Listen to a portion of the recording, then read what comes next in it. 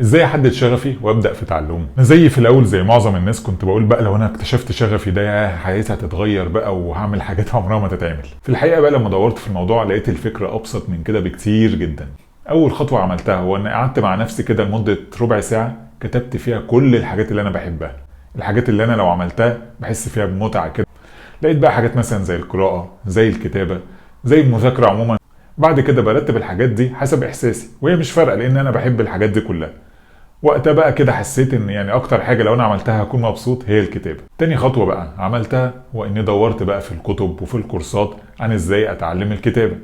تالت خطوة بقى واهم خطوة هو اني ابدأ في التطبيق والتنفيذ. يعني الحاجات اللي اتعلمتها في الكتب وفي الكورسات دي بدأت فعلا اطبقها، وده ساعدني ان اكتب اكتر من كتاب.